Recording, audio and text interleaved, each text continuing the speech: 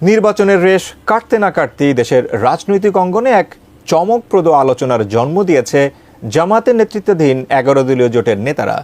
উঠে এসেছে ছায়া মন্ত্রিসভা বা শ্যাডো ক্যাবিনেট গঠনের প্রস্তুতির ঘোষণা। বাংলাদেশের সংসদীয় ইতিহাসে এই ধারণাটি নতুন হলেও উন্নত বিশ্বে এটি গণতন্ত্রের এক অবিচ্ছেদ্য অংশ। কিন্তু কি এই ছায়া মন্ত্রিসভা আর এর কাজই বাকি, সবকিছুর বিস্তারিত জানাচ্ছেন।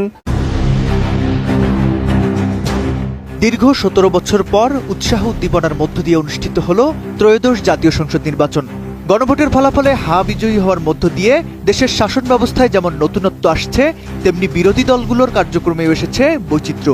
এরই ধারাবাহিকতায় জাতীয় নাগরিক পার্টি এনসিপির মুখপাত্র আসিফ মাহমুদ সজীব ভুইয়া রবিবার নিজের ফেসবুক অ্যাকাউন্টে ছায়া মন্ত্রিসভা গঠনের প্রস্তুতির কথা জানান।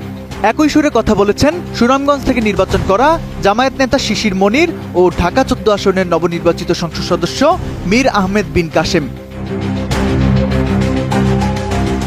এনসিপির মুখপাত্র আসিফ মাহমুদ তার ফেসবুক পোস্টে জানান, স্বচ্ছতা ও জবাবদিহিতা নিশ্চিত করতে এবং সরকারের কার্যক্রমের উপর ওয়াচডগ হিসেবে কাজ করতে তারা ছায়া মন্ত্রিসভা গঠনের প্রস্তুতি নিচ্ছেন। এর আগে সুপ্রিম কোর্টের জ্যেষ্ঠ আইনজীবী শিশির মনিরও একই ধরনের প্রস্তাব দিয়েছিলেন। মূলত সংসদীয় গণতন্ত্রে ছায়া মন্ত্রিসভা হল বিরোধী দলের এমন একটি বিকল্প কাঠামো যা নির্বাচিত সরকারের প্রতিটি পদক্ষেপ নিবিড়ভাবে পর্যবেক্ষণ করে। যুক্তরাজ্য, কানাডা বা অস্ট্রেলিয়ার মতো উন্নত দেশগুলোতে এই ব্যবস্থাটি অত্যন্ত শক্তিশালী। ছায়া মন্ত্রিসভায় সরকারের প্রতিটি মন্ত্রণালয়ের বিপরীতে বিরোধী দল থেকে একজন করে ছায়ামন্ত্রী মনোনীত করা হয়। এই ছায়ামন্ত্রীদের কোনো নির্বাহী ক্ষমতা থাকে না, কিন্তু তাদের হাতে থাকে বিশাল এক দায়িত্ব। সরকার যখন কোনো বাজেট বা নতুন আইন আনবে, তখন ছায়ামন্ত্রী সেই নীতির ভালো মন্দ বিশ্লেষণ করে বিকল্প প্রস্তাব দিতে পারেন। যুক্তরাজ্যে এই ব্যবস্থায় ছায়ামন্ত্রীরা কেবল সরকারের সমালোচনা করার জন্যই থাকেন না, বরং তারা প্রতিটি বিষয়ে ছায়া বাজেট বা বিকল্প নীতি উপস্থাপন করেন। এতে করে সংসদীয় বিতর্ক আর বিরোধিতার জন্য বিরোধিতা থাকে না, বরং তা হয় তথ্যভিত্তিক ও গঠনমূলক।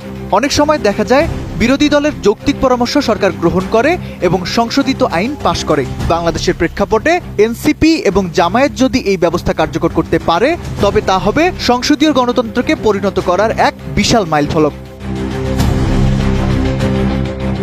গণ অভ্যুত্থান পরবর্তী বাংলাদেশে রাজনৈতিক সংস্কারের যে দাবি উঠেছিল, ছায়া মন্ত্রিসভা হতে পারে তার এক বলিষ্ঠ প্রতিফলন।